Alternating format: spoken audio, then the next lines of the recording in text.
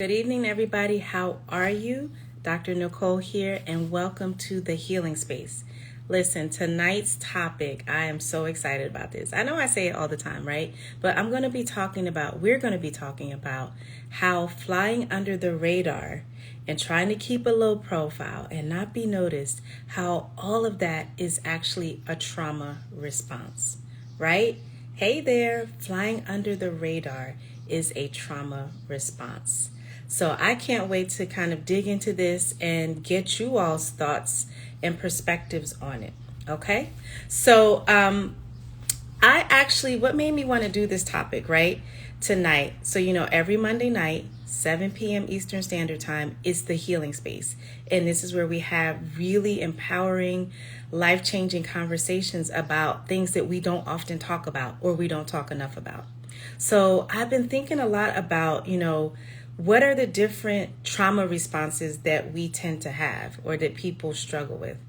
And I think that we kind of understand the whole idea of being triggered and maybe overreacting and instead of pausing and responding, of maybe saying and doing things that later on we aren't so proud of or we regret. So there's this idea that trauma causes us to overreact, right? But I don't think we talk enough about how trauma, especially when we start to internalize it and really it becomes a part of how we see ourselves and our identity without us even knowing it, how a lot of times that can lead to us wanting to not be seen, not be noticed, be reserved, fly under the radar, and do that consistently to where we think it's part of our personality versus maybe a response to earlier trauma that we've had. Hey, wa alaikum salam. Thank you so much for joining, Sister Akanke. Yes, so the reason I'm doing this is I made a post about this actually, sort of on my personal social media. And I got a lot of people who were like, what? Hold on. I was getting so many notifications. A lot of people, I wrote just that. I said, flying under the radar and not wanting to be noticed is a trauma response. And I got a lot of pushback. A lot of people were like, well, really? Are you sure?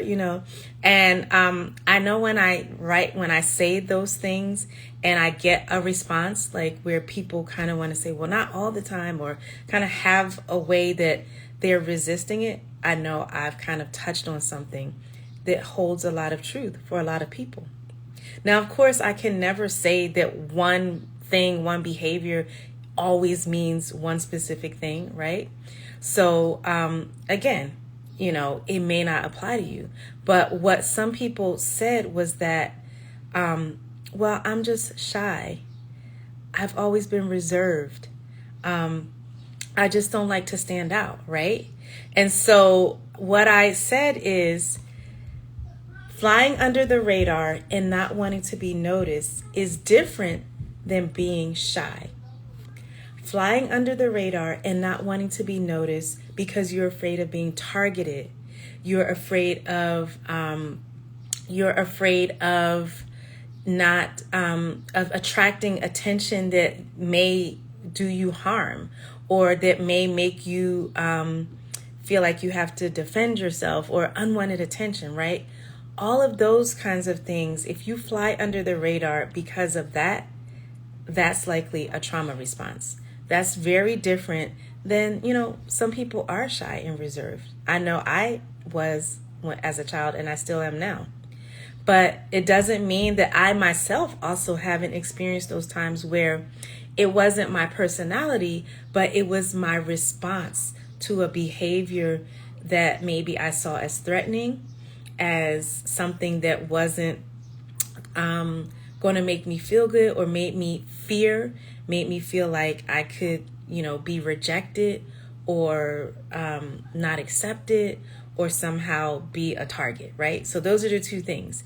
A lot of times we tend to want to fly under the radar if, one, we think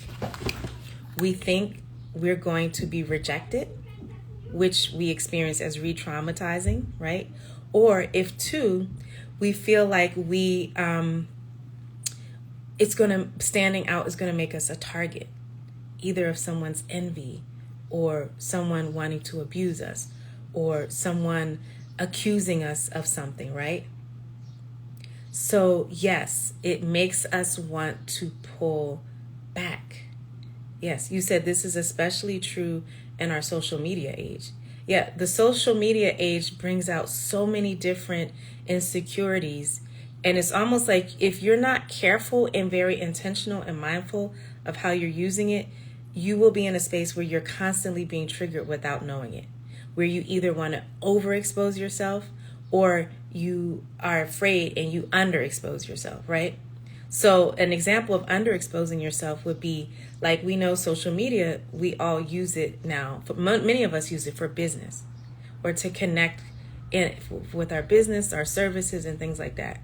But if we're so afraid of, quote, putting ourselves out there, worrying about what people think, afraid that something bad is going to happen if we just show up in our businesses, then what happens is we end up, that's an example of where flying under the radar doesn't serve you, right? For a lot of us, in terms of what we're doing with our businesses and so forth, you have to show up in some way, right? But if you're so afraid of doing that because of past experiences where you interpreted showing up in a more forward-facing way, if you experience that as dangerous or hurtful, or something negative came out of it, you're not going to do it, right? Then on the other hand, when we talk about social media, we sometimes overexpose ourselves out of insecurities and out of not knowing how to just be authentic in real life versus having to overexpose yourself on social media. So yes, that is a good point, right? The social media age makes it even more complicated. But this issue, I want to talk, so when we talk about trauma, we often hear about fight or flight, right? Or freeze, right? Fight, flight, or freeze. And these are actual physical reactions that we have when our systems or our bodies perceive danger or threat. We have an automatic response. This comes from the autonomic nervous system. And I did a whole other live on that, right? But whenever we perceive threat, we have an automatic response to either fight, to flee, to get away. There's also freeze, right? Where it's like it's like playing dead. And there's something that is called fawning, where you become, you want to please in order to protect yourself. So now we talk about fight, flight, freeze, or fawn. Fawn is where you please to try to protect yourself. And that's where you might see people, especially children who might have grown up in households where it was dangerous to speak up in any way, or maybe they had an unpredictable parent that would just go off without any trigger, like they never knew when they were going to be targeted. So they find a way to always kind of try to please and be agreeable and not have boundaries and just always be that person that's not going to rock the boat. So a lot of us carry that over into, because I heard people say, well, I do that at work a lot. I'm just laid back at work. A lot of us carry that fawning, meaning you want to please, you don't want to stand out, you don't want to do anything that's going to rock the boat. You carry that over into things like your work. You carry that over into things like if you're entrepreneurship in your business. You carry that over into things like your adult relationships, right? So this idea that being under the radar, for a lot of people, especially women, they're taught that that's just how you should be. That should be part of your personality. But for a lot of people, it comes out of an urge either to avoid being rejected or to avoid being targeted in any way. And both of those are usually rooted in things that happened to them when they were younger, right? where they felt rejected for being different or being noticed or not being, they were told, oh, you're this or you're that, you're not like everybody else. You feel rejected, which feels very, very traumatic. Or something about them, and this happens a lot with sexual abuse and other types of abuse, where they're told, oh, this happened to you because you looked like this, or you acted like this, or you said this, or you invited that, right? So what happens is people develop a way of saying they need to just fly right below the radar, right? They're there, but they're like right below being observed or noticed, right? And think about the impact of that. Like, you guys tell me what you think. What do you think is the impact of doing that, right? It comes out as you're shrinking. You're not always being your authentic self. And being your authentic self is different from speaking out and like just speaking your mind, hurting people's feelings, not having any regard for other people. Being your authentic self is about really knowing what you want, what you value, what's in alignment for you in your life, and being able to act on that, right? So if you are constantly shrinking, how can you be authentic? If you're constantly worrying about not wanting to be targeted, not wanting to be rejected, like think about how much of a box you put yourself into and how small your world becomes because you're, quote, trying to be reserved. You're shy. You're flying under the radar. You're not being noticed. You don't want to be targeted, right? So think about the difference. Like, what do you all think? Because I got a lot of pushback. People were like, no, I'm just quiet or I'm just shy, right? Because they're used to us talking about the trauma response usually as fighting or running away, right? And they interpret like being low key, reserved, all of those. They're like, no, I'm just being laid back. So you have to think about what is the difference between when you're laid back and when you're doing it because you don't, again, usually the two things, you're avoiding rejection or you're avoiding being noticed because you think it's going to bring negative attention. You're going to be targeted. And a lot of times that happens for people because of their looks, their intelligence, some attribute about themselves that other people are uncomfortable with. And we speak on that, right? Like, how often do we shrink because of other people's discomfort with things about us because they're insecure in themselves? And noticing that starts in childhood. Children will start to notice, oh, let me shrink that part of myself because that's going to make, my parent or my sibling or whoever it is, my teacher, insecure and upset. So they learn to start to shrink, which what happens? You become inauthentic. You can't be your authentic self. You start shrinking. You start putting yourself in a box. Then what happens? You start doubting yourself.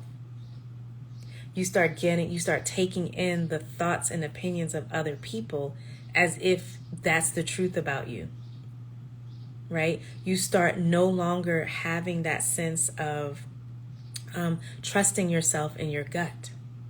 So there's a lot of like stuff that comes with flying under the radar and not being noticed. There's a lot of stuff that comes, excuse me, from shrinking and putting yourself in a box. There's a lot of stuff. And remember this word that I told you guys, right? I told you there was fight, flight, freeze. This is the one that I'm talking about. It's fawning. You please, you defer, you don't rock the boat as a way to protect yourself, right? And a lot of times that it becomes like habitual, it becomes automatic, right? It becomes automatic. And so one of the keys is to observe and to really become aware of it for yourself, right? Is it a matter of just being shy for you, laid back, reserved? Or is it a matter of you're doing it for those reasons I said, to avoid rejection, to avoid standing out, being targeted in a way that feels uncomfortable for you, right? Tell me what you all think, right? Are you feeling me? Does this make sense? Right? Does this make sense for you? There's a lot of people ask me to explain this. A lot of people ask me, right? Flying under the radar. Think about it for you. Is this a trauma response? Are you in relationships where you're not saying what you need and think and feel?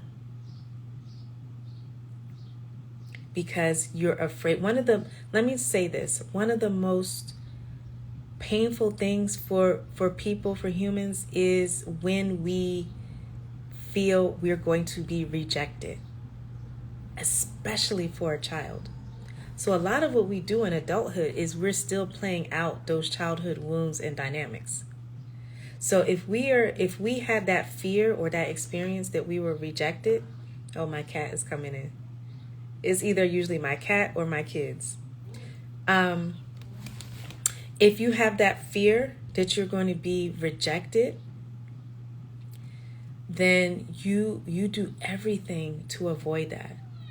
And what happens is a lot of us in adulthood have never really acknowledged or dealt with those things in childhood where we felt hurt, where we had trauma, whether it's what they call big T trauma or little t trauma, right? Our bodies and our minds and our feelings kind of interpret it all in the same way.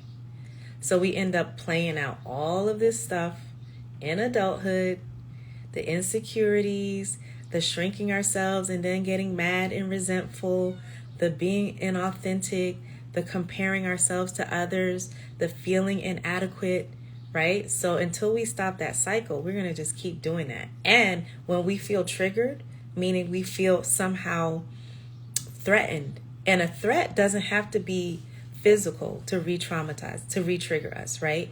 It could be anything that brings back that fear of abandonment, that fear of rejection, that fear of unwanted attention. So it's not like it has to be physical things. It could be situations. It could be something a supervisor said to you. It could be something even that your spouse or your child did to make you feel, in your mind, like they're inadequate, right? Like when we really dig deep, this thing with triggers, it's not just about situations that are dangerous. It's usually social situations that trigger us, because social interactions and relationships, those tend to be the most triggering things that we go through.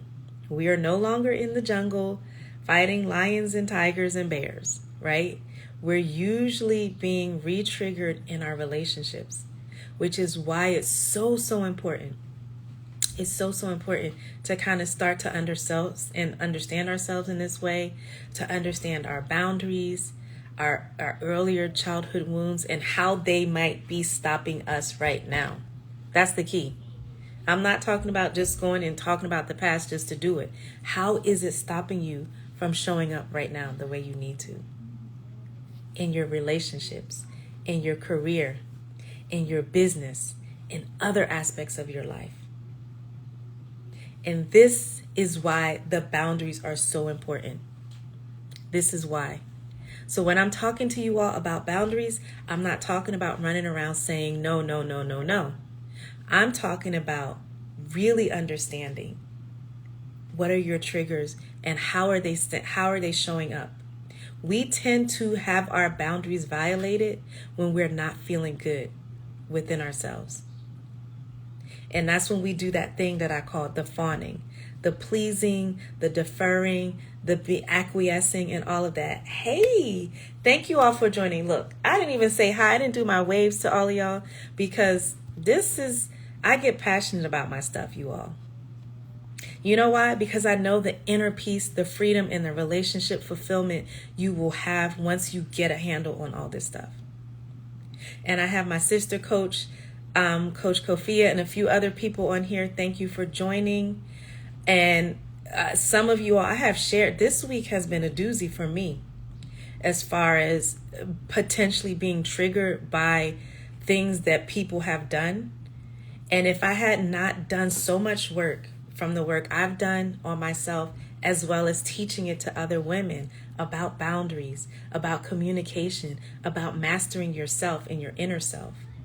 I would have flipped the lid on somebody, as they say, because I always talk about flipping the lid. I would have flipped my lid on somebody. But what I've learned to do is to pause and to reflect and to ask myself, is this a threat? Is this something I need to speak up about? Or is this something that I need to chill about? Is it, and I need to look at my overall life and know, are there times when I'm shrinking because I don't want to be noticed because it's based on an old childhood wound? Or is this a time when I'm deciding deliberately and intentionally to be reserved and laid back?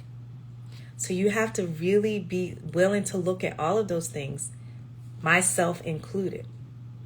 Because I'm going to end and tell you this story that I told one of my sister coaches. Somebody in the store today got mad because she thought I was too close to her. I wasn't touching her with my cart or anything. She kept making murmurs. I wasn't paying attention because I was in my own thought process, enjoying looking at the produce and just being happy because I'm happy.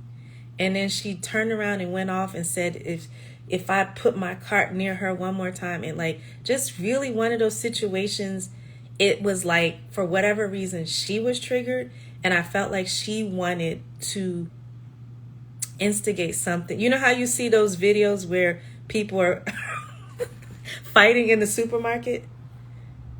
I felt like some people are so triggered within themselves, they have to get it off of themselves, and they try to pick a fight with someone. Because I swear to you, I had never seen this woman in my life. So for her to kind of have that attitude, she was looking for me to clap back or say something. And I decided I wasn't going to. I told somebody, I had made a decision. I'm not going to be arguing with people over their stuff, right? So in that case, it wasn't like a freeze, as if, because it wasn't a physical thing. If she was physically threatening me, that would have been different.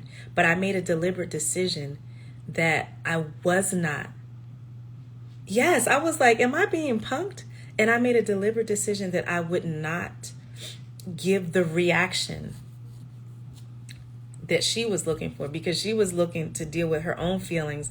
You know how some people want to pick a fight so they can get that feeling off of them?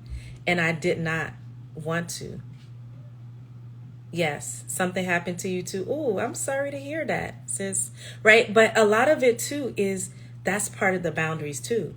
Because I have boundaries within myself to tell me when to pause, when to reflect, when to know, is this person a threat? Or is she's more of a threat to herself, running around, doing these weird things, these crazy things. So part of that too is a trauma response could be me overreacting. A trauma response could be me shrinking, or my response was I completely ignored her. I looked up straight ahead and I completely ignored her, and she didn't say anything else, and she left. So, it could go so many ways, but it's really about mastering yourself, knowing your triggers, knowing what is going to be healthiest for you in the situation. And don't always assume, it's not always good to back down. Like I said, if I have my kids or she's in my face, no, I'm not going to back down. But I'm also not going to, put myself in a situation where it's not healthy for me to do certain things, right? So just thinking about this, right? Like the trauma responses we have, what it looks like as far as behaviors, it's not always what we expect, right? Sometimes our trauma responses look different than what we think they might be, and they become so habitual and automatic that we think it's part of our personality. Oh, I'm just shy, when really a lot of times you're doing what I call fawning. You're holding back, you're flying under the radar. Here's a clue. If you feel your heart beating and like you need to say something and you don't, because you're afraid of what they're going to say, and I'm talking like in relationships, right? You're afraid of what people are going to say or how are they going to react. Then you might want to ask yourself if you're shrinking and flying under the radar is a trauma response. Okay? If you know that you have an authentic self that you keep hiding and not showing to people because of whatever fears, you might ask yourself if you're flying under the radar because of a trauma response, because it's a trauma response for you, right? Yes, let me look at these comments. Yes, I'm not even, like I said, I don't know what this woman was on, but everybody was looking at her like, so that's when I decided, I said, now what would I look like arguing with her? Because as they say, when you see two fools arguing, or you argue with a fool, when someone walks past, they don't know who's who. And I said, you will never catch me on a video spread viral on the internet where I'm fighting in a supermarket. Okay, guys, I had to tell you all that story. And this weekend, it's been a lot of stuff like that where I have just had to be like, take that deep breath and decide, like, what am I going to be intentional about as far as how I'm responding to this situation?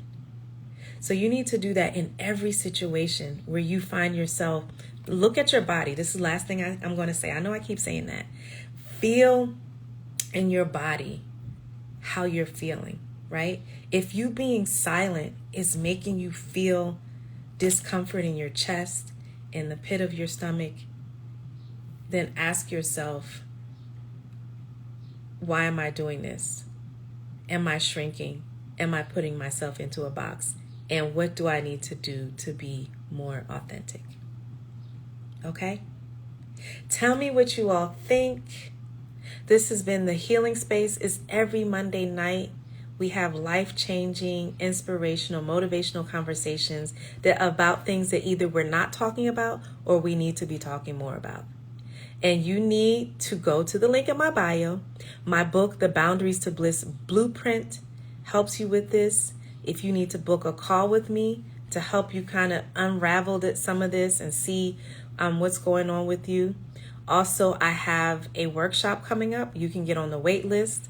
It's the Banish Burnout and Build Bliss workshop. You can get on the wait list.